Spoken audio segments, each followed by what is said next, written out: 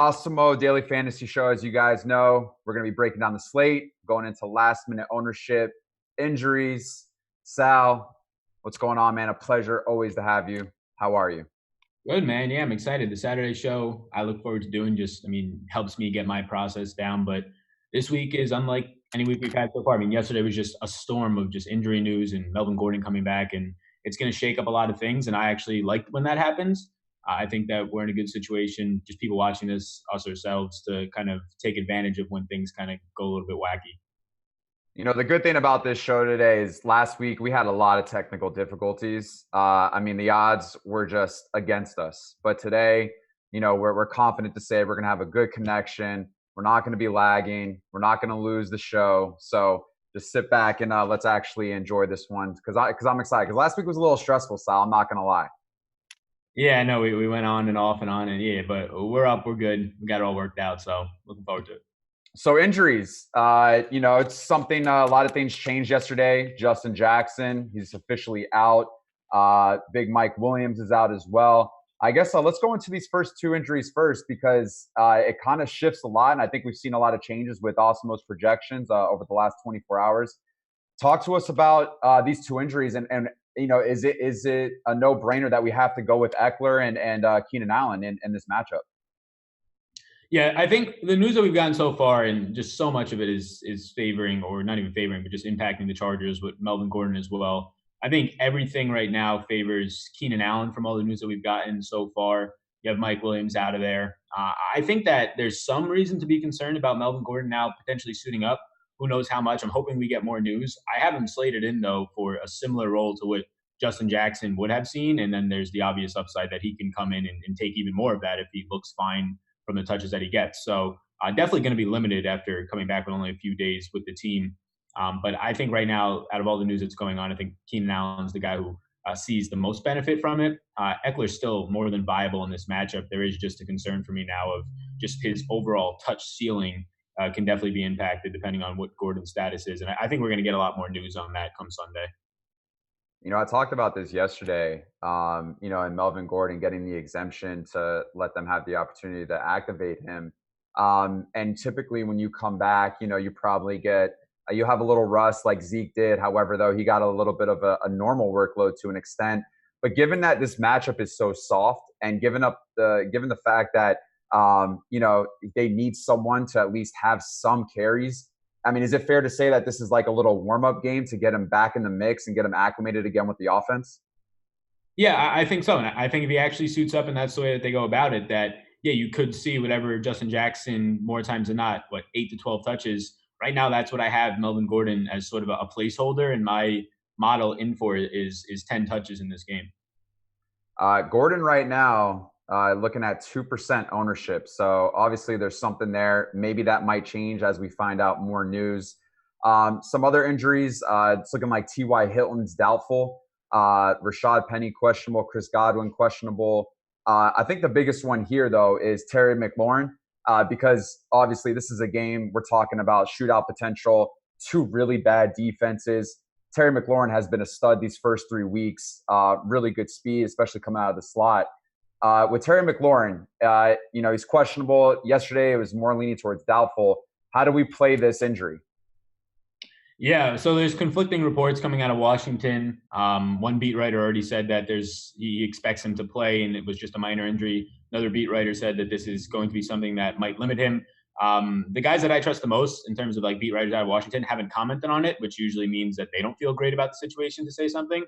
So this is very similar to what's going on with Melvin Gordon, except an injury, of course. But wait and see Sunday. I think McLaurin's going to play, but it's a hamstring injury that he definitely hurt his hamstring and tweaked it Thursday. You don't practice fully Wednesday and then pop up with a hamstring on Thursday. So with a couple of days for a wide receiver, a hamstring is clearly not great. It's one of the more nagging injuries that you can have. Definitely play through, but it's going to limit you. So what I did was get Terry McLaurin in somebody that I had interest in cash formats and all formats. Right now, I don't have interest in cash just because of the risk factor. And in tournaments, I'm going with just other lineup constructions right now. If we get on Sunday that he's 100% fine and going, then yeah, the awesome value that he is, it's still there. But for right now, I think we got to wait just 24 hours or so until inactives come out and we get more word on it. If he is a go and it's sort of not any more news than we have right now, I lean to get a little bit away from it in what is already a kind of chalky situation for him. Another injury that was a little, I guess, frustrating last week was Sunday morning. We're hearing that LaShawn McCoy is working with the third string unit, not necessarily looking like he's going to play. Little did we know he kind of goes off, scores a touchdown, seemed to be in the mix a lot. Damian Williams is out this week. McCoy's in line to start. Just want to talk on this Damian Williams injury real quick. Do we feel like this is LaShawn McCoy's spot with this injury again? Could we have more faith this time around and feel confident with rostering McCoy due to the injury? Yeah, so McCoy, that whole backfield once again is going to be more of a stay away from me. Like McCoy in the second half of last week retweaked the ankle injury. So even if he looked completely fine, now there's more worry. Again, he was limited all week. I imagine he plays, gets a similar workload. So you have some interesting things that pop up. Darrell Williams comes in, makes it seem like he has a good game for what his price was and the expected usage. A lot of that, though, comes in the second half where McCoy tweaks the ankle. A lot of it comes on a 40-plus yard run. So overall, the backfield is something that I'm going to avoid. I think so far through the first 3 weeks of the season, just the front in Detroit right now has, in terms of like any pro football focus grades, has not been shaping up all that great. But they've had some difficult matchups, and the front overall with the guys that they acquired, Mike Daniels from the Packers, it's a nice run-stop spot. So when you still have a split back there and still somewhat of a hobbled and getting even more hobbled, LaShawn McCoy after last week, it's just a spot where I don't want to mess around with it on this slate, especially when we have viable value in the 4K range at running back. And then on the Patriots side, Edelman questionable and Burkhead kind of up in the air right now. And the reason why I mention this is because James White might be a nice, interesting play. But any type of input on these injuries with the Patriots? Yeah, I would expect both of those players to play. The Patriots are usually one of the teams that'll list everybody as questionable. So just keep an eye on it. It seems like they've been practicing, especially Edelman. And I would say that if Edelman plays, he's probably the wide receiver that I would want the most of out there against his own defense that will just allow you to throw short to your slot receiver. All right, we're going to look into ownership. But before we do, you guys don't forget our sponsor, Yahoo Daily Fantasy Sports. They got the 400K Baller Tournament this weekend. Get up to $30 in Yahoo Sports Rewards points by signing up through us at Awesemo.com. It's that simple. All you got to do is just go over to Awesemo.com, click on one of the articles, click on all the NFL articles. There's a new landing page now for the NFL articles. So you can click on one of the Yahoo Daily Fantasy Sports links and use the sign-up code Awesemo. That's AWESEMO. Sal, I just updated the ownership projections right now, and I guess we'll work with DraftKings, but it's looking like Chargers at the top. 2 of the top 3 spots held down by Keenan Allen and Austin Eckler, respectively. Allen is the number 1 projected player right now at 32.1%. Let's talk about this because, I mean, it's interesting and you know, it continues to reach higher and higher. Obviously, in my opinion, I think they're great plays. I think there's no-brainers. There's no one else that, you know, is going to benefit from this target share, in my opinion. Give us a little insight on what you think about this ownership that's correlated with these 2 respective players out of San Diego. Yeah, I think Keenan Allen's is fine. Like with Mike Williams out, you might see Xavier Howard move more into the slot, which I wasn't expecting against Keenan Allen. I don't think it's that tough of a matchup, though, for Keenan Allen. Xavier Howard, fine cornerback, definitely good cornerback. But last week we saw that he was just getting beat left and right by Amari Cooper. So I think Keenan Allen's fine at that price point. The only concern is that he's priced at a spot where he's priced up $600, still probably too cheap. He's the highest owned player on the slate, and there's some other really viable wide receivers in Julio, in DeAndre Hopkins, in their matchups up there as well. So I think it's easy to kind of get some ownership to those guys, only because this is a game where Phillip Rivers can throw 30 times, and instead of a ceiling game like last week where you had 17 targets, you might more so see around what happens on average or median around 10 targets for Keenan Allen. So I think the ownership's fine. I would be completely fine matching it, going slightly above it, but I do like players like Julio and Hopkins around him. So it's not somewhere where I'm going to take an overly aggressive stance and try and get like double what that is and take a big stand. So I'll probably come in matching the Keenan Allen ownership. For Eckler, yeah, I still just want to see what they say about Melvin Gordon. If Melvin Gordon's going to take on a Justin Jackson role, then we know Eckler's going to see 20 touches or so against a defense that gives up over 200 yards a game on the ground and a huge favorite. So Eckler's a little bit wait and see on me. I've reared back a little bit of ownership for him and got up to more of Christian McCaffrey since yesterday. but it's something that's probably going to change by tomorrow. Another injury in this Chargers offense is Travis Benjamin. I mean, he's listed as doubtful. And I mean, and then you got to think outside of Allen. I mean, there's got to be other guys that are going to be running routes, and I think one of these guys is Dontrell Inman. Obviously, he's the cheapest as they come on DraftKings. Not necessarily saying that this is a great play, but can we give someone like Inman any consideration? Yeah, I think you have to. So this is a week where there are value wide receivers in the 3K range. We had that last week, but more so probably in cash. I would favor Inman, which just sounds a little bit weird, but it's an iffy spot. You have such thin wide receiver depth. I haven't seen any moves for the Chargers as of starting this in terms of calling anybody up to their depth chart. I imagine they have to. Right now, all I'm seeing that should be active with Benjamin doubtful is Keenan Allen, Dontrell Inman, and then Jeremy Davis. So those are three guys at the wide receiver position. That's all that's on their depth chart. So I'd expect Inman to be out there for the far majority of this game, probably be running on around 90% of the snaps or so. So, yeah, I think that Inman is more than viable. We had Trey Quinn all week coming in as some sort of big value play for cash. Some people wanted to get him in tournaments at the flat minimum. I would prefer Dontrell Inman. I just think he has overall more upside. He's going to run deeper routes as well, be on the outside. So, yeah, I think Inman is definitely viable this week. A guy that's wedged in between these two charges that we spoke of is Christian McCaffrey, as expected. One of the, if not the best running backs in the league.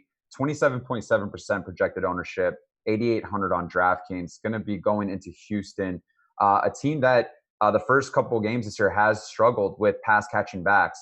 We saw Kamara kind of do them in on Monday Night Football, first week of the season. And then even Fournette, who has been getting a lot of the target shares, a lot of the snaps, went 4 for 40 against them as far as pass catching. And then Eckler had 7 catches against them. We know McCaffrey's a dual threat, and 27.7% obviously is high, but it's kind of a no-brainer here, right? I mean, is Christian McCaffrey obviously one of the top plays on this weekend slate? Yeah, 100%. The ownership follows it. The ownership's probably too low in terms of where the field's at overall. It's a great spot. McCaffrey leads the slate in red zone attempts with 12 rushing attempts there. He leads the slate tied with David Johnson in routes run, and he's coming in against a Pro Football Focus graded bottom 5 Houston run defense. Between the tackles, they're actually a lot better, or on the inside, they're actually a lot better. But McCaffrey's going to run a lot to the outside, and he's going to be involved in the passing game. So on a slate where you just have, even now with whatever's happening with Melvin Gordon to whatever extent it is, just question marks everywhere, not as many studs on the slate. McCaffrey's a guy that, is the best probably pay-up spot on the slate by a good margin at the running back position. And, I think the ownership's probably too low on him. The next guy I want to talk about is very interesting to me because the Seahawks, just traded their backup tight end, Fournette, to the Steelers. Disley's coming in at 3,600. He's obviously seen 3 touchdowns this year so far.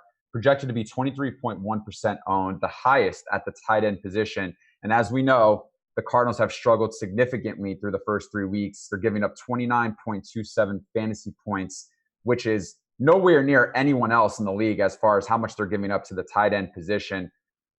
I have an opinion on this, and I want to hear yours first. But Will Dissly, I mean, is this a must play, or is this someone that you just want to veer away from? I'm curious to see what you say about Will Dissly. Yeah, so to start the week, I had interest, as many other people did, because you see through 3 games, over 31 points a game to the tight end position is just nuts in what Arizona is giving up. But they're giving up points to every single position. It's just that one is screaming out right now through a small sample. Dissly, he's on the field for 55% of the snaps. He's leading the slate for tight ends in terms of fantasy points per target. Big reason why, because he already has 3 red zone touchdowns. But if he's going to be as highly owned as he is right now, coming in the projections at top 5 ownership, it's just an easy getaway spot for me in the types of games that I'm going to be playing in. I get it. People are going to want to have him in stacks with Seattle. I think that's probably wrong. And then people just want to get him everywhere because he's a value tight end. But you have a lot of value in general at tight end all across the board in every single price range, really. So with him being that highly owned, and really a lot of it's just coming from him scoring touchdowns early, which we know is so variant, and the matchup, which is clearly a great matchup. But once you pull it up to a quarter of the field having him, it's just kind of an easy stay away spot for me.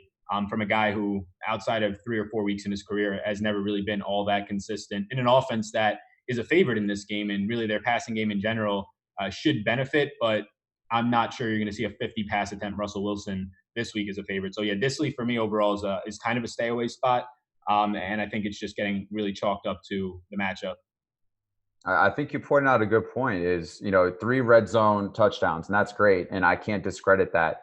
But I think what's big when I compare him to, let's say, like an Evan Engram or a Kelsey, is the yards after the catch, is the opportunities for big plays. And I don't think Will Dissly possesses that type of capability as an Evan Engram or Travis Kelsey. And I really like Evan Engram this week. In my opinion, I feel like he should be the number 1 tight end on this slate, given the matchup and given the situation with Saquon Barkley. So I think Will Dissly, maybe some shares, but I mean, at 24%, this is kind of a play where I want to go against the field in this instance, because I just don't see the respective ceiling as compared to I see maybe an Engram or Kelsey. So, for me, I'm in agreement with you on that. And it's interesting to see kind of where that'll finish up as far as his ownership tomorrow. But another cheap value play that, obviously we expected is Wayne Gallman Jr., someone who is now coming in number 1 running back for Saquon Barkley for the Giants. He's got a good matchup. He's 4,600 on DK. He's coming in at 22.6% right now on Awesomo's projected ownership. Give us a little insight on how you feel about Gallman this week, and is it okay to be with the field or over the field in this situation? Yeah, I really like Gallman this week. So this is a little bit of a different situation than a couple weeks back when Josh Jacobs was similarly priced as a running back and everybody was getting to Jacobs. I think Gallman, his ownership is completely fine. I probably end up getting a lot more of it. So right now you have him coming in, and I don't know how this guy gets off the field. So he's the best pass protector on this entire team. Elijah Penny's a fullback. They call up Hilliman, who's not a good pass protector and not somebody that they even trusted in the preseason to stay on the field to protect backup quarterbacks. So he's going to stay on the field for probably 90+% of these offensive snaps as long as they need a running back on the field. And he's a guy who he's not good after the catch in terms of being a pass catching running back, but he's still going to catch balls out there in this offense. So I have him slated in right now for seeing 4 targets, and that might be a little bit too low. So at this price point, if I have him in for 18 touches, yeah, it's going to be hard to get away from as a favorite against a run defense that hasn't looked that good. For a running back that as a fill-in is probably average in terms of on the ground, but when you factor in that he's going to be on the field a ton and having opportunities at that price tag, I really like Wayne Gallman. It's hard to get away from in any format, in my opinion, and I'm surprised the ownership's not higher. I mean, we love getting to value running backs, and when you have some sort of security with their opportunities and they're not going to be trailing by a touchdown or two like we saw Josh Jacobs kind of get phased out, it's even easier to get to them, in my opinion. So, yeah, I think Wayne Gallman's in a really good spot this week, and I just don't think the guy's going to leave the field. Yeah, I think you made a great point. Someone who is going to be on the field, someone who is going to have opportunities. And I think especially for a running back at that low of a price point, it's hard to kind of go the other way, especially when you know that there's going to be goal line carries for them. There's going to be pass catching downs for them. I mean, and so you got to understand the point per dollar there is just too good to pass up. So I think for this right now, I thought he would be at 30%, 31%, especially on DraftKings. That's not looking like the case at this point. So I guess we'll have to see where that plays out. But his counterpart, Evan Engram, is right below him. And as you guys know, we always talk about the guys that are over 20% in the ownership or 30%, and really kind of break down, are these plays that we can go with? Could we go against the field? What's the leverage there? And Evan Engram is my highest rated tight end this week. And, the reason why I say he's better than Dissly is because on Fanduel, he's only a little bit extra, and I'd rather pay up for that, especially he has a way higher ceiling and a way more upside. And on DraftKings, too, it's somewhere where it's 2 extra K. And at this point, for me personally, the type of talent player he is, he's not necessarily a tight end. I mean, he's lined up with the wideouts. I forget the percentage, but it's way more than what he's done at the tight end position. So, I mean, he's a hybrid. And, with that type of player and that much upside, that's kind of where I want to go. But he's 22.1%, Sal. Are you in on Engram over Dissly? And if not, or do you see Kelsey, or is Engram your guy at tight end? So, actually, my guy at tight end this week is probably going to be Darren Waller. That's the guy I'm the highest on. Well, so as of Thursday, it was 1A, 1B with an Evan Engram, Darren Waller. And then just seeing the ownership of Thursday, you had Waller coming in at about half the ownership. The gap has closed a little bit, but I'm still interested in Waller for the ownership savings slightly and a slight price savings, probably more so the price at this point. But Ingram's completely fine. Everything you said about him is so true. going to be probably the main focus of that offense. Sterling Shepard in the middle of the field getting active probably helps Engram more. We saw him have the ability to break up big plays multiple times this year. For me, though, I'm probably going to be, I would actually say prioritizing Darren Waller on a slate where he's going to probably be in line for double-digit targets again against the defense that wants you to throw it to the tight end. And there's no Darius Leonard. There's no Malik Hooker for the Colts, which are the two main guys that would be guarding Darren Waller the most in that game. So Waller's like my 1A right now. Evan Engram would be my 1B. And yeah, after seeing the Disley ownership, I'm really just not getting to him. I'm just having totally different lineup constructions than I was probably Monday, Tuesday before ownership released. And to round out this top 20% projected own is one other guy, or excuse me, two people, but Tyler Lockett. Let's talk about this real quick because he's 22% owned. I don't see how you can't play Lockett. I think he's a great play this week. I think, especially on Fanduel, I really like him a lot. He's 6,300 on Draftkings, though, going up against a horrible Cardinals defense. That this is going to be an up-paced game. Obviously Lockett has come on the last 2 weeks, seen a ton of targets, seen red zone targets. It's clear as day that he's kind of taken over as that Doug Baldwin role for Russell Wilson. Give us your insight on Lockett and kind of where do you think this game script goes for the passing game of the Seahawks? Yeah, so in a vacuum with just Lockett, I think he's a great play. The ownership makes sense. He's the best 6K wide receiver in my opinion, where there's a lot of solid guys in that range. I think Lockett's great. The matchup's great. The pace up. I think when it comes to kind of game theory and getting into a GPP and stacking the Seattle side, I actually like stacking the team stack of Arizona a little bit more in terms of just ownership and being able to jump more of the field if the game goes the way that people expect it to. So Tyler Lockett right now on an offense, and really the whole passing attempt on an offense where Seattle's favorited by 5 points. We've seen so many times in the past, if Seattle's a favorite, they will very heavily rely on the run, and Russell Wilson will be held to 28 pass attempts. That has not been the case the first 3 weeks where they've been in neutral situations and or underdogs, and you saw Russell Wilson just have a career game last time out. So I think that Seattle's passing attack against Arizona is going to be probably a little bit over-owned. I think that takes nothing away from Lockett. It's more so looking at what we just talked about with Disley. So if you're still somebody who wants to get a piece of Seattle's passing game, I would say that, one, there is like a really good chance here that Wilson throws 30 times. We know he's one of the most efficient quarterbacks in history, though, so it might not matter. But I would just attack it with DK Metcalf and Lockett instead of trying to get cute and playing the value of Will Disley, because then you're just going to be building a lineup that, even though you're stacking and you're going to get contrarian just by stacking, there's still going to be a lot of people with the Russell Wilson, Tyler Lockett, Will Disley build. And I think you actually have a lower ceiling than if you put DK in that lineup.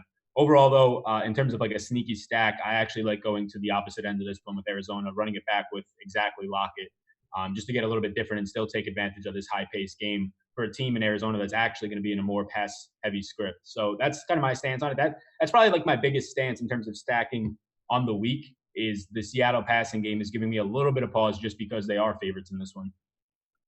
Cardinals defense, DJ Swearinger at the safety position. He's the number one strong safety on the depth chart. At throws over 10 yards to number one wideouts this year, 81.8% completion percentage, 105 yards, 3 touchdowns.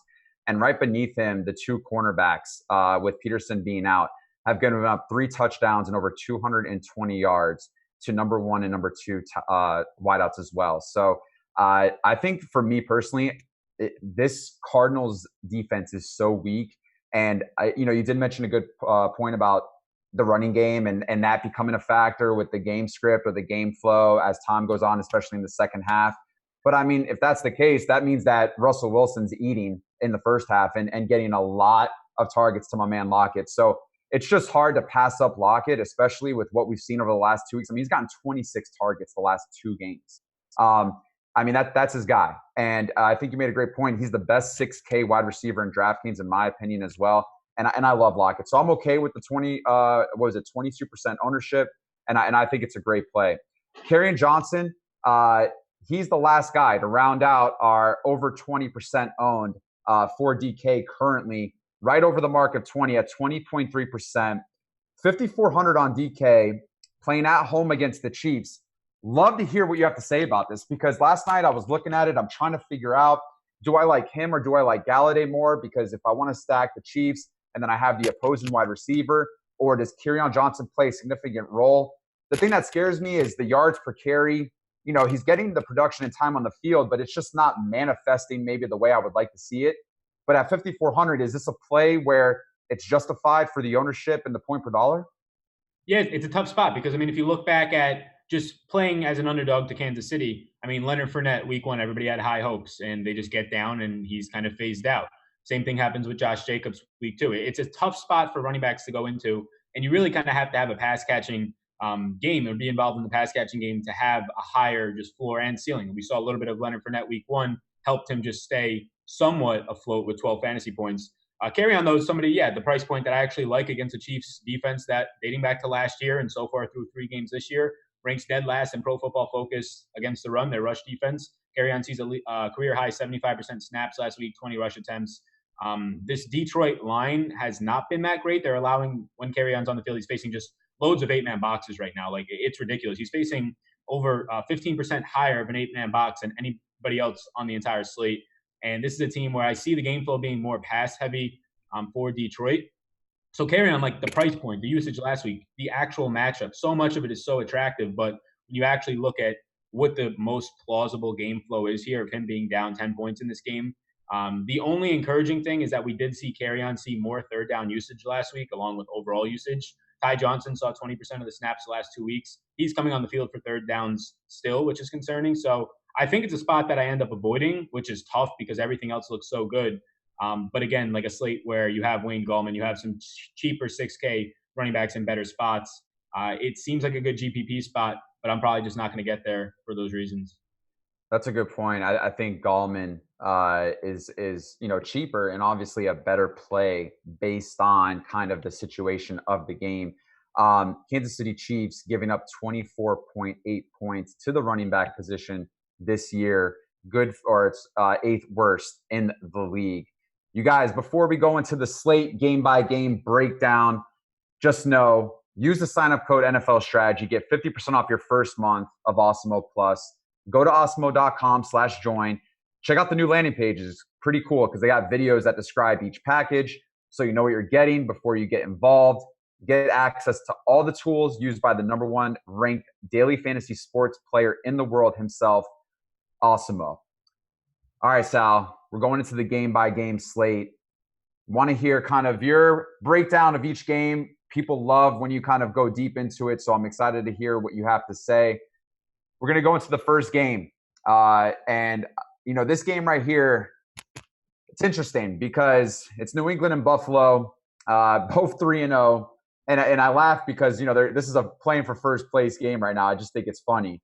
But we talked about the injuries earlier. Over-under's 42. New England only a 7-point favorite. So Buffalo kind of getting a little bit of respect here with the home game. Got a good defense. Go ahead and break this down for us, kicking off this first game. Yeah, so the New England side of the ball, I have to watch some of those question tags on Burkhead and Edelman. Edelman's probably the main guy I get to just because going up against his own defense, we saw Tyler Boyd have success last week. And that's really the whole goal of Buffalo's defense is let a slot receiver catch a ball for 5-6 yards, and we'll kind of herd to that. Let running backs catch the ball, and we'll herd to that instead of getting beat over the top. So Dorsett's not a guy that I want to get to this week. Probably going throughout the rest of the season will be value. Josh Gordon, not a guy I want to get to against Tre'Davious White. Although it's his own defense, you're still going to have shadowing opportunities for Tre'Davious White for most of this game. We saw Josh Gordon get shut down when he was shadowed against Miami week 2. Xavier Howard held him 2 catches for 19 yards. So it's really just Julian Edelman here. If for some reason Burkhead misses, then James White becomes a much better play, obviously, and definitely in GPPs. And then on the Buffalo side, it's just a clean, just no interest. Not against this defense, no John Brown, who I've been on all 3 weeks so far, not against Stephon Gilmore, who I would consider a top 2 cornerback in the league. Devin Singletary is going to be questionable for this game, has not practiced or did not practice on Wednesday or Thursday. So there's just no real interest on the Buffalo side. Edelman has slight interest, but overall on a high level, this game is something that I probably have little to no exposure to. I want to talk about someone that really confuses me because I thought, he has talent, and I thought that maybe he might have a good role this year with the Patriots, and that's Sony Michel. Last week we saw he got the goal line touchdown, 9 attempts, only 11 yards, 1.2 yards per carry. And I think what's interesting is that, Patriots are blowing out these opponents. and he's not even getting that type of game script to get carries to kind of just run out the clock. Do you have any kind of idea what's going on with Sony Michel? And I mean, is this just something where he's just not part of the game plan as much as maybe people originally expected earlier in the year? Yeah, so I think last week what happened a little bit. So you had James Devlin, their fullback, who they just love to have on the field at all times. One of like the only three teams, along with the Packers, along with San Francisco, that uses the fullback so much. And you have him done. He's done for the year. So they're going to get out of a lot of formations where James Devlin isn't on the field, which is going to lead to a lot of formations where they have a single back, and that doesn't favor Sony Michel and his style of being just a ground and pound type runner. So I think that week 2, you just saw he's been inefficient and ineffective on the ground. Week 2, they gave him a full load in a huge game. He just, for the most part, couldn't get much done with it, averaging like 4 yards per carry, not finding much leeway. But last week, I think a lot of that was just a Rex Burkhead game playing well, and then James Devlin going down, I think is going to be very understated for this offense. But I think it's going to lead to a lot more just 3 wide receiver sets and single back, and that's going to hurt Sony Michel, a guy who really doesn't help in the receiving game like Burkhead and James White do. So 5,500, it's a cheap price point for a decent sized favorite, but the matchup isn't great, and I just think his overall snaps are going to continue to come down. Yeah, if Burkhead's out, I think if I had to choose between the two of Sony Michel or James White, I like James White.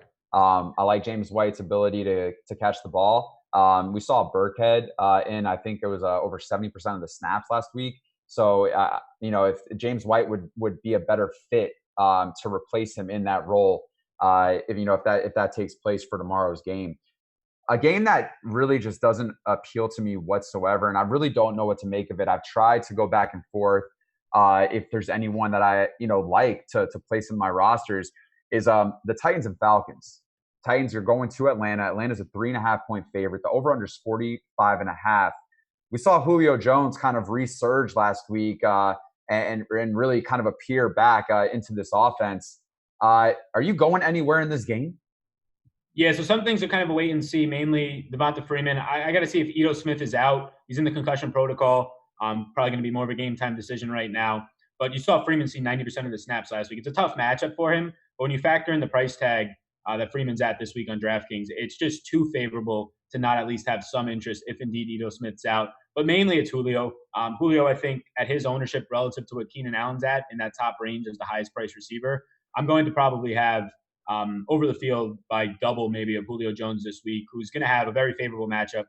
Undersized on the outside is what the Titans are. Adore Jackson, Malcolm Butler. Just Butler for 2 years in a row now. So far this year has been terrible. Adore Jackson was bad last year, and so far he's been average at best. You probably see Julio get Adore Jackson, and I would expect some double teams, which he's been fine with. So I think Julio's the main play there from Atlanta, as he usually is. And then Ridley, coming off of a bad game, reduced ownership, cheap price tag.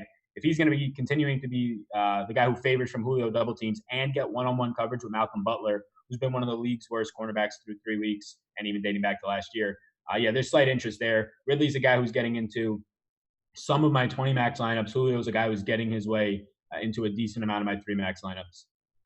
Yeah, Malcolm Butler, 173 yards, 2 touchdowns given up for any quarterback that has thrown his way so far this season. 2 people in that pass defense for the Titans, I think, that deserve some respect is Logan Ryan and Kevin Byard. Definitely have shown up this year. So it's going to be interesting. I like the Ridley call, especially if Malcolm's shadowing him or on him. That could be a big play upside, especially at that price point. But other than that, I really don't see much. Maybe a little bit of Julio. And someone asked in the chat, where's Julio versus Hopkins at as far as projections? They're about the same, 12.1% for Julio, a little bit over 13% for Hopkins. So people are kind of on them in the same way when it comes to ownership. Next game we go into, we talked a little bit about Keyshawn Johnson. This game, I think, now has the highest over-under for the week, 54.5. Chiefs, 7-point favorites at the Lions. A lot of offensive weapons here. 7-point favorites, though. Detroit getting a little bit of respect here. I mean, because in my opinion, I thought maybe a little bit more. When I look at this game, I see more of a blowout opportunity. But tell us about this. What Chiefs and what Lions could we have going into tomorrow? Yeah, so Matt Stafford, he pops up a little bit on the injury report with a hip injury, expected to play. If anything, it's good to see a question tag by him if you're interested because you probably get lower ownership. But, yeah, I think Detroit's one of the sneakier stacks that's not getting talked about. I mean, you have a home underdog. Home underdog quarterbacks are usually what you like to target. You don't have to go into Kansas City, an Arrowhead Stadium, which is terrible. You're at home in a dome. So you have Patty Mahomes on the other side. They're going to put up points. And this is the main reason why I don't have as much interest in Kerryon Johnson this week is I think it's going to be more of a pass script. Vegas kind of predicts that. So, yeah, I think Matthew Stafford is definitely in play. I think Kenny Galladay, as well as the main guy there. And we saw Marvin Jones Jr. get featured last week against an Eagles defense that decided to double team Kenny Galladay. So it made sense on single coverage that Marvin Jones was the guy they went to. So I don't think that Marvin Jones is now a number one or the priority. It was just a matter of scheme last week. So Kenny Galladay, Marvin Jones Jr. would be the guys that you would pair with Matthew Stafford. I don't want to get cute and go to Danny Amendola in the slot. He's just not on the field enough.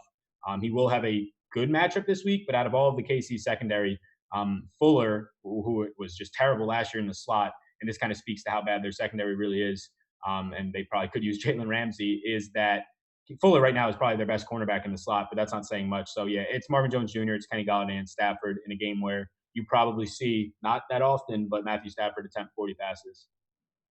How do we feel about Sammy Watkins? I love him this week, and I feel like this is a bounce back game. And I don't mean that from a target, statement, because the targets are there. I mean, he's gotten 30 targets on the season.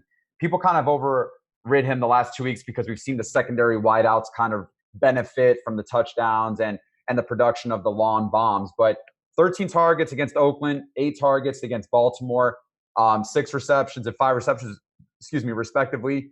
You got to think this is kind of a bounce back game, especially in this situation. If Darius Slay is out, he's been listed as questionable and not knowing if he's going to play or not. But any love for Sammy Watkins? Yeah, so Sammy Watkins right now is my number one priority, even factoring in price on the Chiefs ahead of Kelsey, then ahead of Robinson and Hardman. So yeah, you mentioned it. Right now he's still producing. He's still seeing targets in this offense. Going to be in the slot. So either way, he'll probably avoid much of Darius Slay, even if he plays. But we saw 80% of the slot week 2, 62% of the slot last week. So been in the slot a ton, which is probably the main reason why you don't see as many big plays coming out of the slot for him.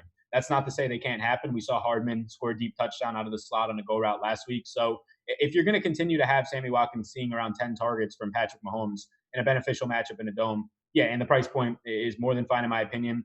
I like Sammy Watkins here. And the big thing is, yeah, you mentioned Hardman, Robinson, they're catching the deep touchdowns. They're just catching the touchdowns in general. And Watkins is still staying afloat with 5-6 reception games in the 60-yard range. So if he's able to still be viable and more than viable in games where everybody else around him seems to be going off, then yeah, his time's going to come. He's going to find the end zone more. So I like Sammy Watkins the most here. Just the usage is really great. I would say that I would prefer to have him on the outside, but in the slot, just because of the fact that you get more big plays with Patrick Mahomes, but in the slot, we know how beneficial it is for talented receivers to go into that format on the field against just bad cornerbacks or worse cornerbacks that are undersized. So yeah, Sammy Watkins is completely fine in any format.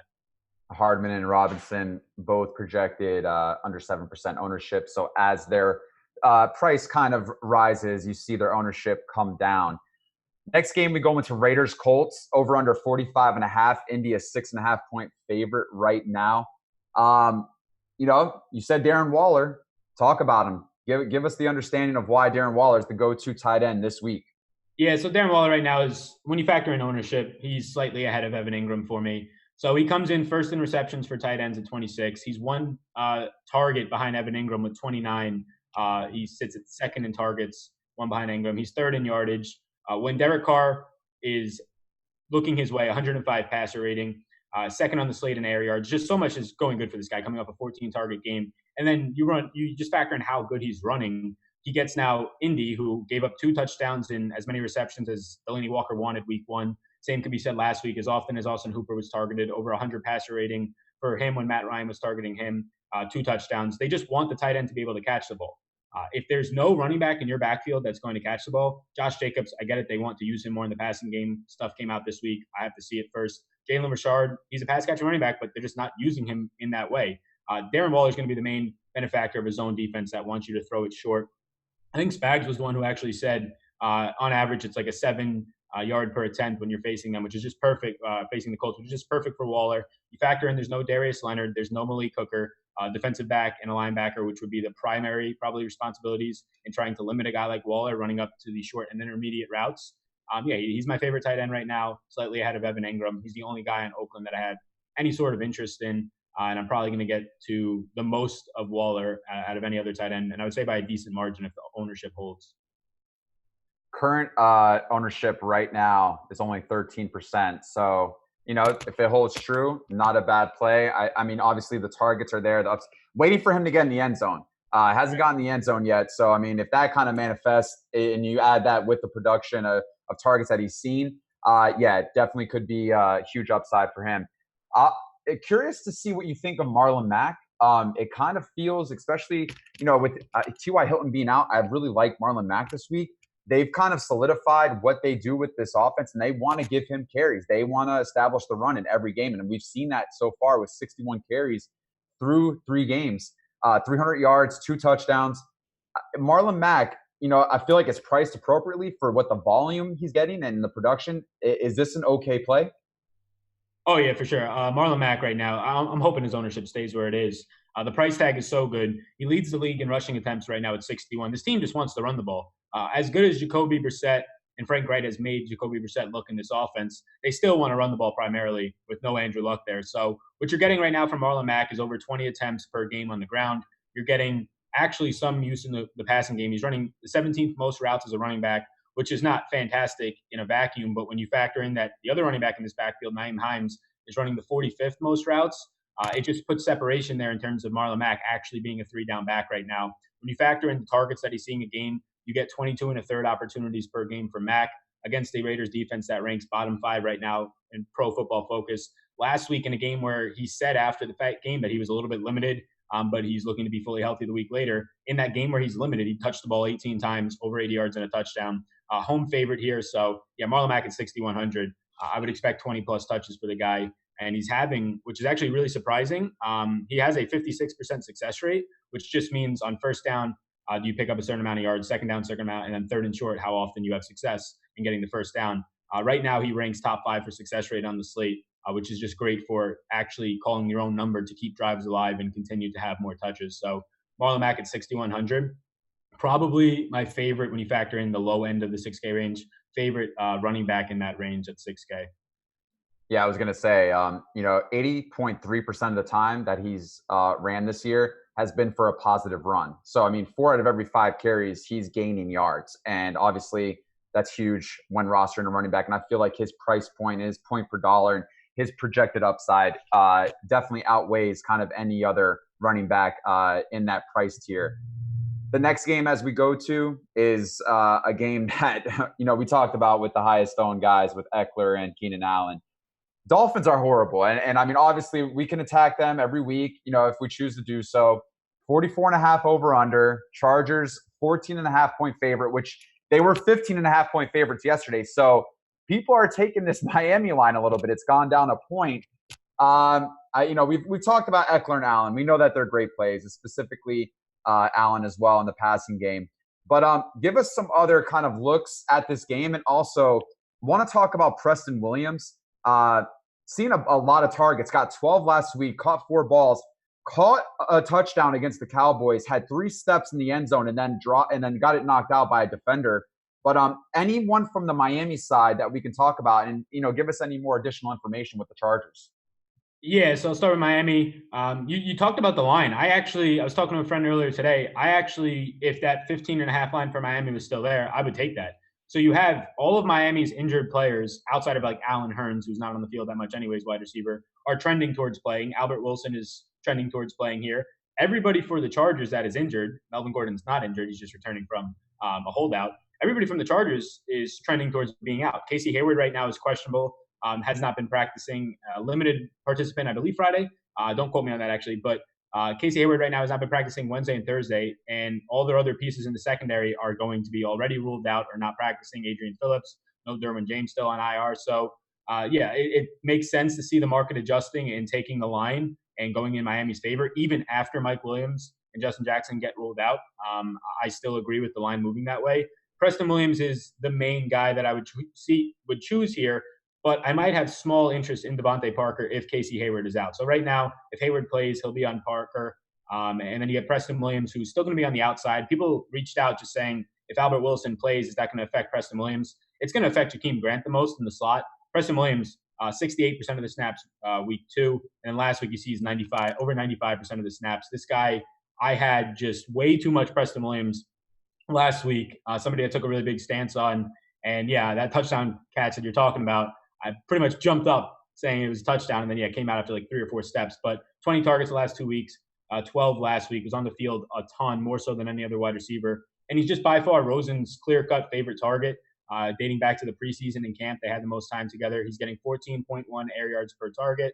And it's another spot where he's too cheap. He's probably the cheapest wide receiver that I would get to and feel confident in terms of a GPP. I know we have Trey Quinn, Dontrell Inman down there, but like a real true ceiling, it's probably Preston Williams for me, and I am going to have pieces of him this week.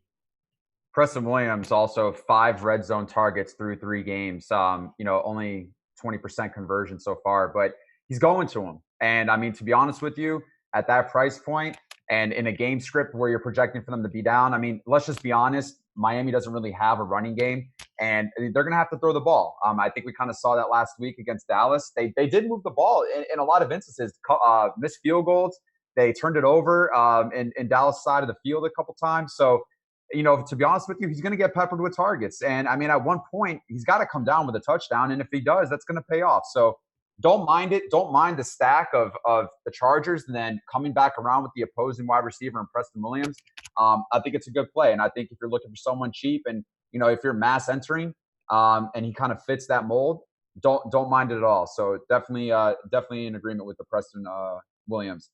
Next game, probably the game that's driving me insane because we got Redskins at Giants. We're talking about the Redskins and Giants being this high-scoring shootout. Giants 3-point favorites, 49 over/under. A lot of weapons in this matchup. A lot of guys I want to talk to about, the Redskins side of the ball and the Giants side of the ball. But break this down for us. Give us your take as far as where are you going in this matchup, and is there any area that we should fade in tomorrow with this game? Yeah, so I mean, just the way that I'm playing it right now is we already talked about Wayne Gallman to an extent, but I'm just going to get the most Wayne Gallman from this game. I think his ownership is not as high just due to the fact that everybody wants the other pieces of this game in the passing attack. So yeah, Daniel Jones right now for me in terms of like cash formats, he's one of like the top 3 interests that I have there. In terms of tournaments, he's fine because of the price point. He grades out as fantastic value in a good matchup against a team that doesn't have good pass coverage and doesn't have that great of a run stop or a pressure. Well, no run stop either, but pressure rate, bottom 5 as well in Pro Football Focus. So it's kind of scary after a huge, what can be one day one of his best games of his career and his first start for Daniel Jones, leading the team back from down 18. It's kind of scary that he's getting this much ownership and this team is. But the point total right now is fine. I believe it's a 26 team total. It's just mainly the ownership here. You have Evan Engram picking up ownership, Wayne Gallman, Daniel Jones. It's how much of this team do you want to get? And if you're stacking at Daniel Jones, Engram, and Shepard, I think that it's fine as long as you're getting different somewhere else in the lineup. Stacking alone will reduce just how many other people have that lineup. So, yeah, the one team that's getting chalky that I'm getting away from in stacks is Seattle. I think the Giants are actually fine here. I like Jones for the price point. You touched on Engram a bunch. So many positives there. Shepard out of the slot, one more week until Golden Tate comes back. I like taking advantage of that. And then on the opposite side of this, we already talked about McLaurin, just waiting and seeing how that looks. He is the obvious run-it-back option if he's healthy. And then Chris Thompson would be the other one. He's 5th in routes run right now with 79 for me. It is a game where maybe it stays neutral and you get some Adrian Peterson, who I would not have much interest. Alec Ogletree, linebacker for the Giants, is questionable for week 4, so that would help any of the running game or any short passes to Thompson. Right now, how I see this is Giants stacked, running it back on McLaurin is the obvious route. I do think there is some merit to a Case Keenum at his price point against a dead last Giants pass coverage with Terry McLaurin. I had interest in that. I had that in stacks and some 3-maxes, and I pulled it back with the latest kind of question marks around McLaurin right now. So I think everything is justifiable here. 2 really bad defenses and a nice overall game total of 49-26 for the Giants. I think it's a favorable spot. I want to talk about 2 people that, in my opinion, I'm really focusing on right now. So, the thing is this. Quinn and Richardson, both wide Washington. Quinn, I think you mentioned it in one of the shows earlier this week, has ran the 13 most routes. Is that correct? In the NFL? Okay. And then we also have Richardson, who is priced way too cheap, in my opinion. for the amount of volume that he's getting and the production that he's doing, he's 3,700. And even if McLaurin's not on the field, nor if he's 100%, I feel like Richardson is a great play, and I think that his price is more than of value to go ahead and run with him. And I just want to hear your take on Quinn and Richardson, especially if McLaurin is not only not healthy, but if he's out. Would we see a significant rise in ownership with these two? And could we pair them with Keenum in a stack, especially against a weak Giants defense, passing defense that we've seen getting torched? They're inexperienced, not much going on there. I really like this Washington side of the ball when it comes to the passing game. And I just want to see what you think about these two wideouts. Yeah, so depending on what happens with McLaurin, yeah, Richardson, if McLaurin's out, then yeah, I imagine Richardson gets a lot more popular at that price tag. I have just hesitation. I think Trey Quinn is fine in cash if you want to get there. I have a lot of hesitation for tournaments in terms of hitting a ceiling. You probably need a touchdown, if not two, out of a guy like Trey Quinn, but running a ton of routes, so more than cash viable at the flat min. Yeah, Richardson's somebody that I haven't been getting to probably not enough, but this Giants defense is fantastic. If it is Richardson going up against Janoris Jenkins with no McLaurin, that's fantastic. And if McLaurin's limited to some extent, you would imagine, with a hamstring injury on Thursday sustaining, then yeah, Richardson could be a guy that they go to. He's not the greatest in terms of just yards per route run, in terms of separation, not getting a ton. So those are some concerns for big play upside. But a lot of that can be kind of fizzled down a little bit when you factor in a matchup. So if you are like attacking the Giants side of this one and don't feel confident about McLaurin and don't want to get to Chris Thompson in a game that maybe plays more neutral than blowout, then yeah, Richardson would probably be the next guy up. And honestly, I'd probably put Richardson right now, if I wanted to stack the Giants and get a full game stack, as the main guy I would run it back with, because I am a little bit concerned about a hamstring injury for a wide receiver on a Thursday practice. I mean, even with McLaurin in there, I mean, he's gotten 4 red zone targets. Last week, got eight receptions and a touchdown against the Bears defense that, we thought, it's pretty solid. But, I mean, he's on a bulk of the majority of the team snaps. I mean, him and Quinn both have 103 snaps this year, and McLaurin's only have, I think, 15 more. So, if this is projected to be a shootout, and I think what you said, Janoris Jenkins, 261 yards this year, 2 touchdowns against him already through 3 games. But then, I mean, even DeAndre Baker, I mean, he's one of the number 1 left cornerback on the side. He's given up 231 yards and a touchdown this year. I mean, both these guys are just really not good whatsoever. And I feel like Keenum's going to throw it. I mean, that's just how he is. He threw, 3 or 4 picks last week, and then still they left him in, which I thought maybe we might see Haskins, but that wasn't the case. He still came in with confidence and kept firing. So regardless of how this goes, he's going to be throwing the ball. So, I mean, in my opinion, I really like Richardson here. I really love McLaurin. So I'm hoping to see what takes place over these next 24 hours in this game. Really exciting game. This game is definitely, there's going to be a lot of production here, and I'm curious to see kind of where it comes from. Yeah, and the last thing I'll say is that right now, like relative to Daniel Jones' ownership, Keenum's a third of it.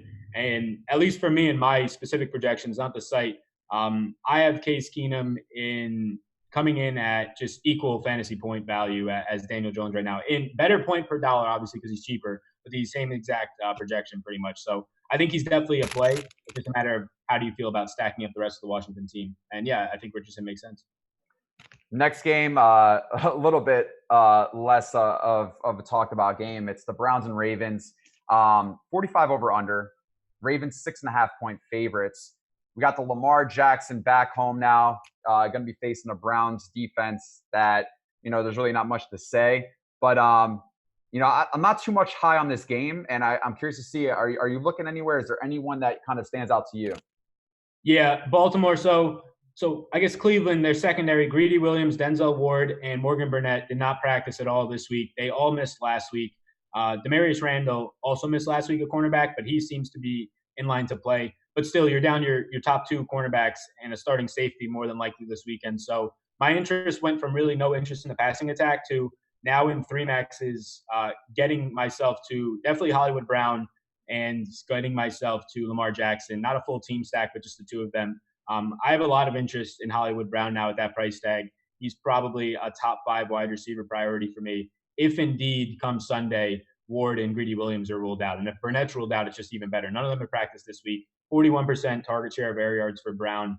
And it's just a really good spot for a guy averaging 9 targets a game if all of those defensive backs are out. If they're in, especially if Ward's in, then my interest on Brown just goes down as one of the better shutdown corners in the league. Baker Mayfield, he struggled this year significantly with the accuracy. I mean, it's completely down from where he was last year. But I do like Odell in this game if the Ravens go up and, they're playing from behind the Browns and need to throw more. But outside of that, I mean, I'm really just not seeing myself get to this game as much. And for me, I just feel like there's so many better plays in other games. Like the next one where we talked about CMC, Panthers at Texans, 47.5 over under. Houston, 4-point favorites, which I thought was a little strange. I thought maybe it might be a little bit higher. So, I mean, what this tells me is that they're giving, Kyle Allen a respect and thinking that this game's going to be close. What do you think? I mean, we saw Greg Olsen last week go off. Kyle Allen came in. Obviously we expected him to do something against that putrid Cardinals defense. But, Hopkins in this game, Watson, where we at, Sal? Anything from this game at all? Yeah, the Houston side, I'll always have just some sort of pairing. This week, not a ton, but I'll have pairings of Hopkins and Watson. The actual best matchup in this game is going to be for Kenny Stills in the slot.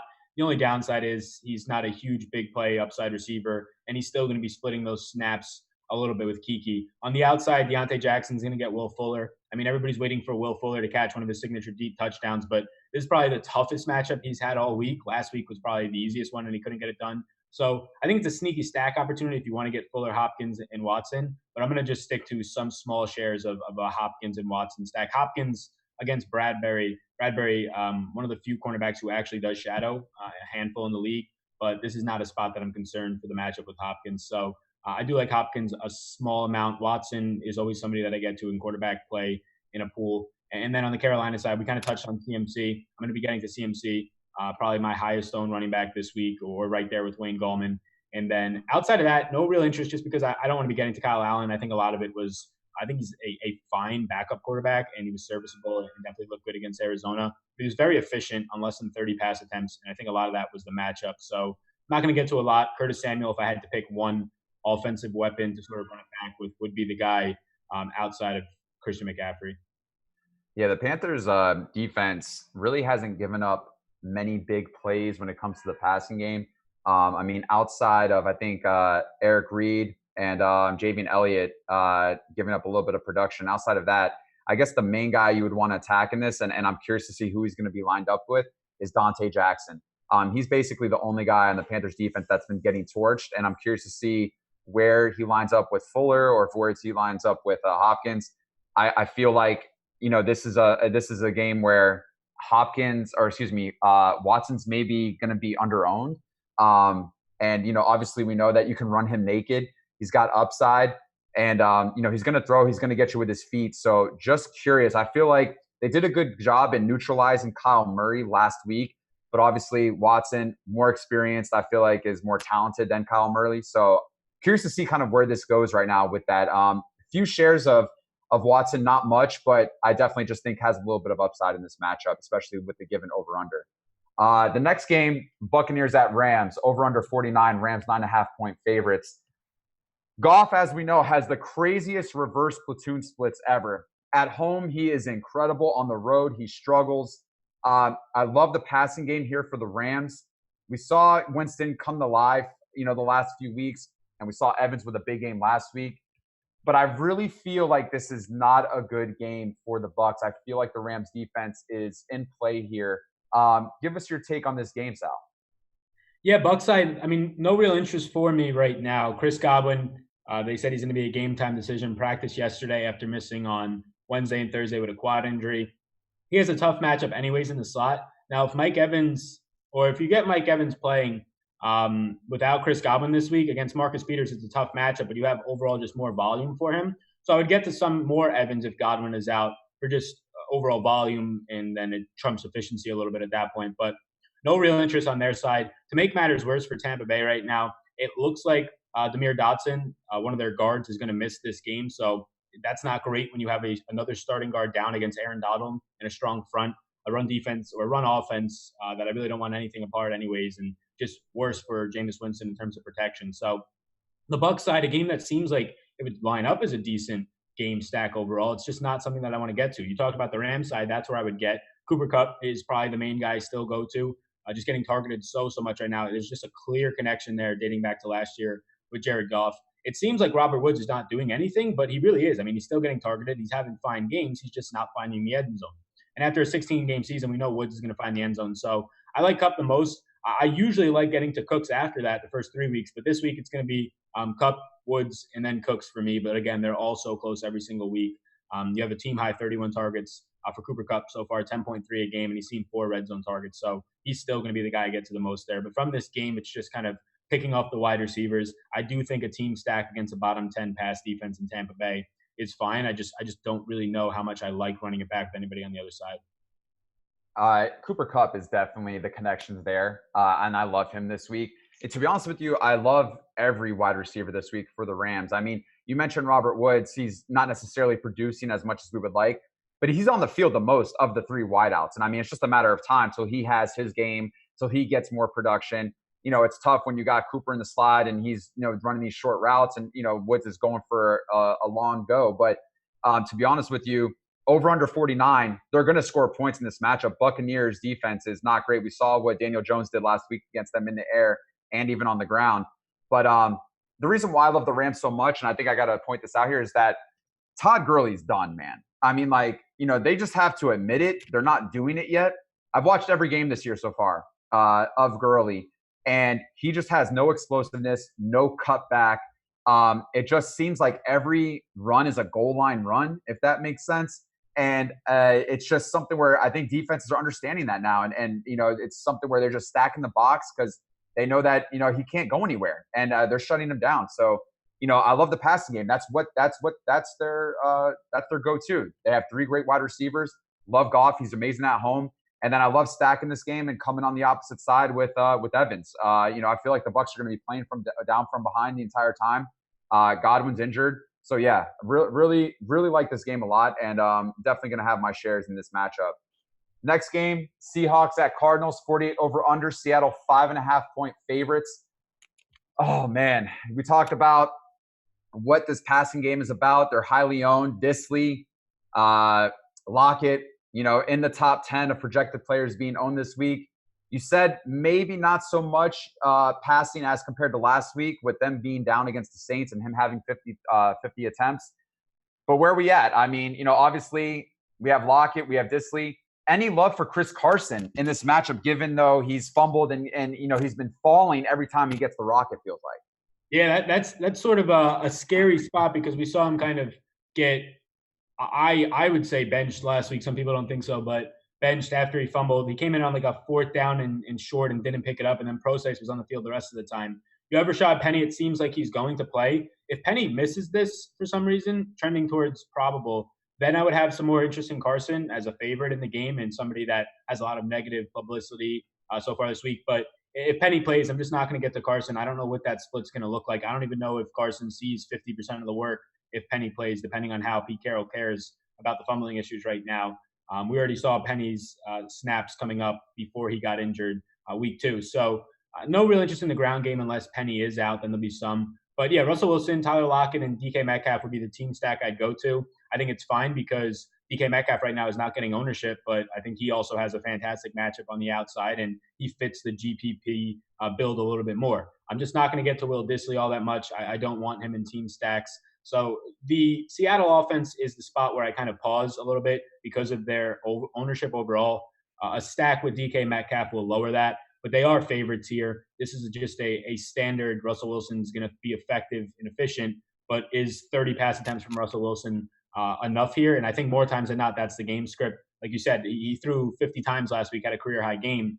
A lot of the times when Seattle is ahead, they will heavily rely on the run and sort of milk the clock and not rely on Russell Wilson all that much. So I get away from it because of the ownership a little bit here. But when I do get to it, I just insert DK Metcalf over Will Disley. Metcalf, second on the slate in air yards per target at 18.1, 36% of the team's overall target share of air yards. So, yeah, we talked about Lockett. He's a great play in any format, one-off, in a stack, in cash, in GPP. He's fantastic everywhere. Russell Wilson is too cheap. It's just a matter of when you're trying to game flow it, do you feel as confident in a favorite of that size based on the pass volume. And I think I like other spots a little bit more for team stacks. I like, someone in the chat wrote Lockett is a lock. I thought that was funny. I really feel like he is, to be honest with you. It's hard to kind of pass him up. You mentioned, he's better. He's one of the better 6K wide receivers on DraftKings, and a really good matchup for him.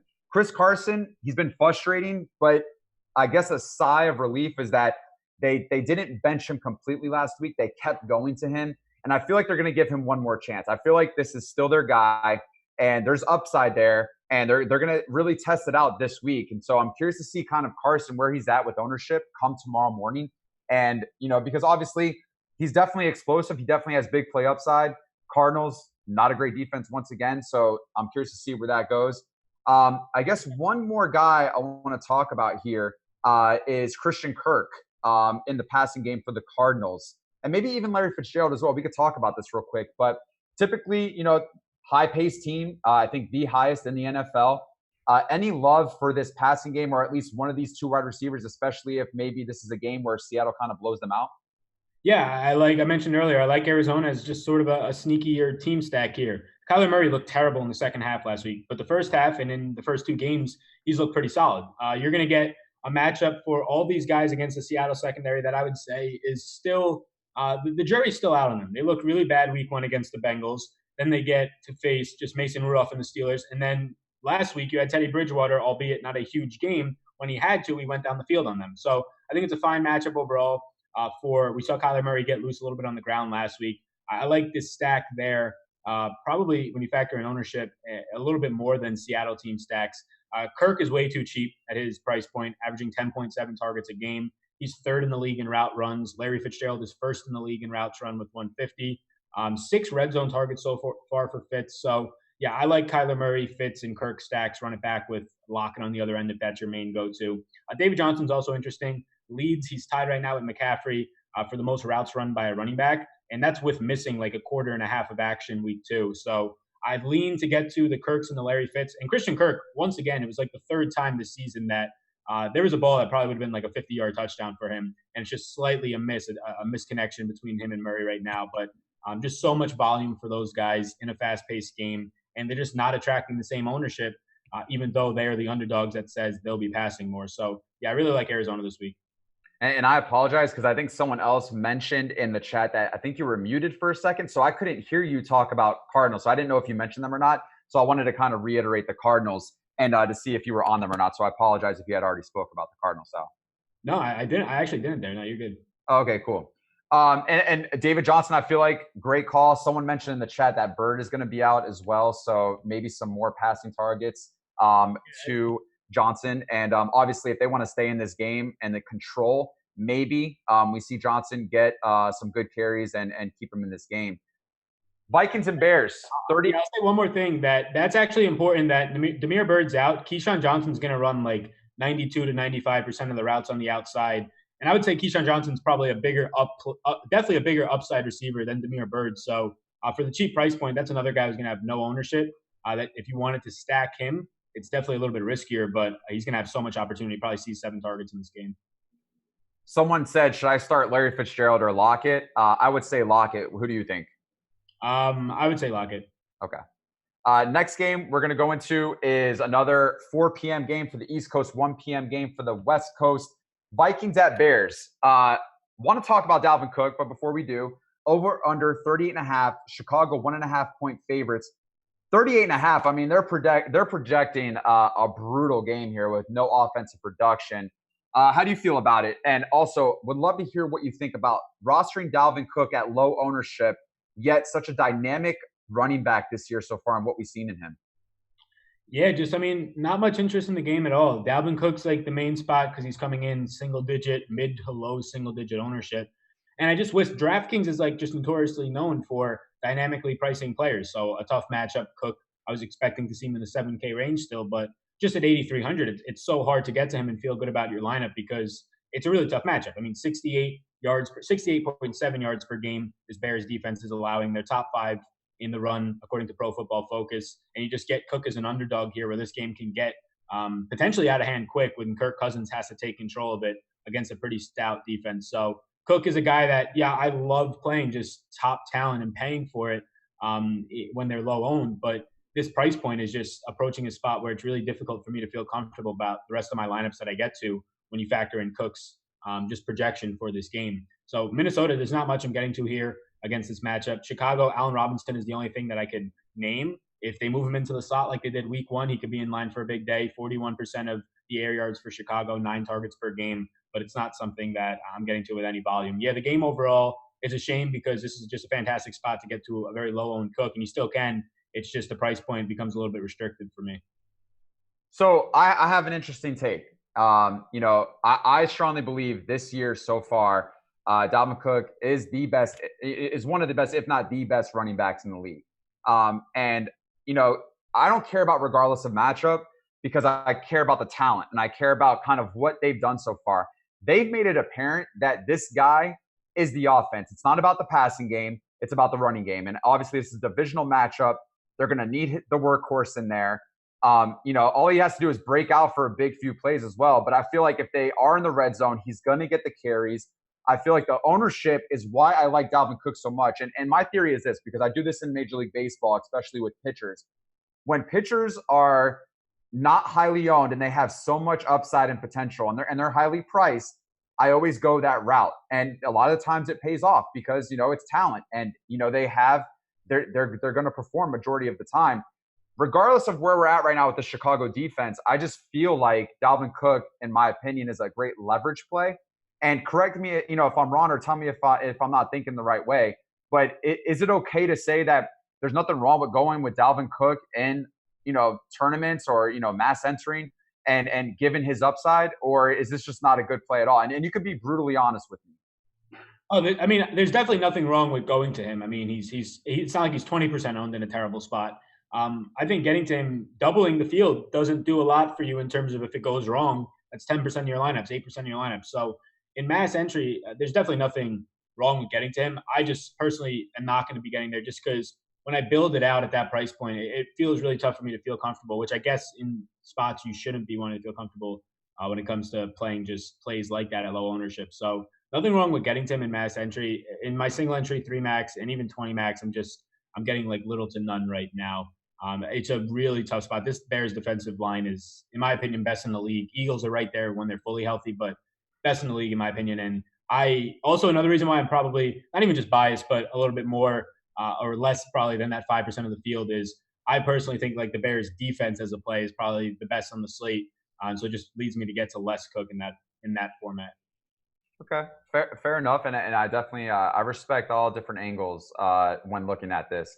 The next game is the last of the late games for the main slate. Jacksonville, Denver.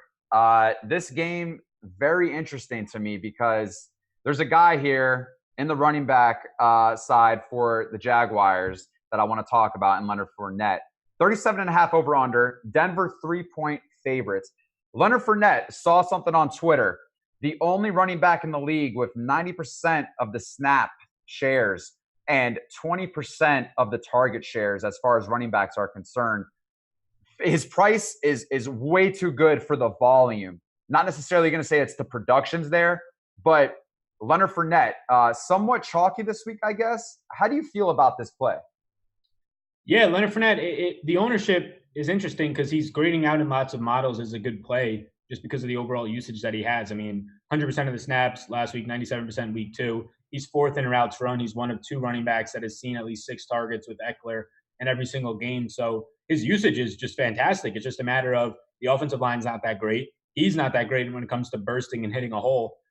It's a tough spot, but I think based on the price point, he's definitely in play, but not a priority for me when he's right next to a Marlon Mac price point and you have cheaper running backs. The ownership is something that is interesting because I wasn't expecting it to be as high as it is. Denver's battling a lot of injuries right now, a couple of secondary injuries with Kareem Jackson and Bryce Callahan, but also Derek Wolfe, a defensive lineman, was carted off last week. So that makes it a little bit easier in terms of finding running ways. So I think Fournette is a guy that I'll have in very limited 3 max lineups, but I'll get to him. But if the ownership stays high or comes up more, I'm going to have to pull back a little bit because I was hoping to get to him as sort of a contrarian play. It's just tough.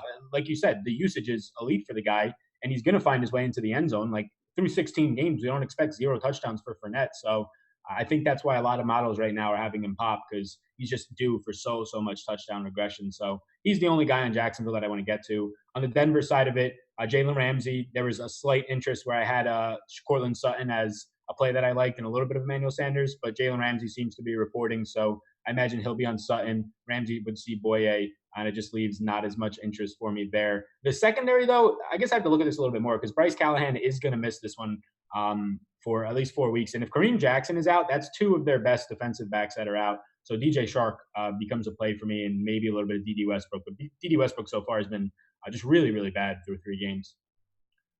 Denver Broncos in the bottom 10 as far as giving up points to the running back position, fantasy points, 24.47. We saw last week they struggled with Aaron Jones and Williams in the dual threat matchup with Green Bay. So, it's just something where it's like you said, the volume is there. All that needs to take place now is the production. I mean, if you add what he's doing now with a touchdown or 2, it's elite numbers. I mean, it's numbers that are going to help you win tournaments. So his price point is more than fair. And I feel like it's definitely a matchup that, you have to consider. He's 18% and 17% right now, projected ownership respectively, between the 2 main sites of DraftKings and Fanduel. What about the passing game? Emmanuel Sanders, I guess I had way too much invested in him last week, given I thought that they would be down in Green Bay. And also, I mean, he was leading the league in red zone targets, obviously the clear number 1 wideout for the team. Flacco didn't go in his direction at all last week. I think he got 1 red zone target, 3 targets total. But any love for this passing game with Sutton and the big play receiver, the speed receiver, and Sanders? Yeah, Sanders would be the one that I'd go to. Last week, I had a lot of interest in Sanders, and then as the week went on, it just got limited because it became, I wouldn't say evident, but there was a lot more of a concern with Jair Alexander shadowing and guarding Emmanuel Sanders into the slot. And we saw that a good amount last week. They put Kevin King on Cortland Sutton. They put Jair on Emmanuel Sanders, and it just pretty much shut down a lot of the passing volume he saw. So with Ramsey coming back, it eliminates my interest in Cortland Sutton. I imagine Ramsey will be locked on Sutton for most of that game. And then the matchup with Sanders against A.J. Boye, it's not a great one. It's one that he can win, but it's not one that leads me to get to him all that much. So, yeah, anybody on Denver, I would get to Sanders. The backfield, I know that Philip Lindsay had the good game last week, but it's still split, so I don't want to chase that game. I'm just not going to get to the backfield. Okay.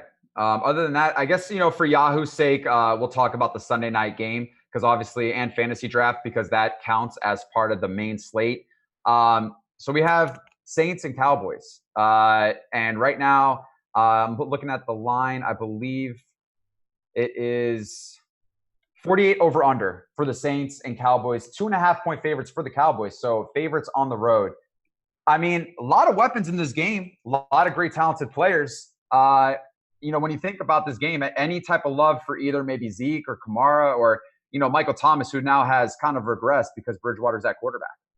Yeah, so starting on the Dallas side, I just really like overall what you're seeing out of this offense. Dak, maybe now a little bit more difficult of a test on defense, but Marcus Lattimore right now has given up the most catches and most receiving yards to wide receivers. So I like Amari once again this week. If you're playing on a format that has the night game like Yahoo or like Fantasy Draft, I think getting to and waiting for this game and getting to Amari is probably my favorite spot.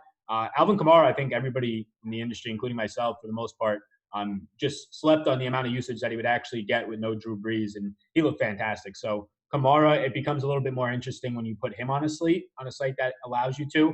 I think I would actually favor Kamara in that late game, maybe a little bit above, based on just the amount of overall usage, a little bit above of Christian McCaffrey. But yeah, I think my main interest in the overall game is Amari Cooper. I think there's better quarterback options, definitely than Teddy Bridgewater, but I think I get to other ones over Dak. It's probably Amari. And Devin Smith, I'll say, last week just a little bit. He got hit the most, I would say, in that game, especially because Amari getting loose early against Miami. But he got hit the most in terms of them going very run-heavy in the second half with Pollard and Zeke. I think Devin Smith is still very much so in play, taking over the role of Michael Gallup for probably a couple more weeks, up to a month. So I would probably rank it in terms of interest in the game, Amari, Kamara, and then Devin Smith. Not so much interest in Zeke, as it probably seems a little bit odd, but just not so much interest in him based on having a full slate. I prefer Kamara and then McCaffrey above Zeke on the top end running backs. All right. I love Kamara and Zeke. I mean, anytime I play with the slates on Yahoo and Fantasy Draft, I always like to have at least someone from that game. I feel like, that's what always takes it down. And this game provides a lot of talented players in this matchup. So I found myself going to Zeke a little bit more than Kamara, but definitely have some shares of both of these guys. Well, guys, I mean, that's it for the final hour show.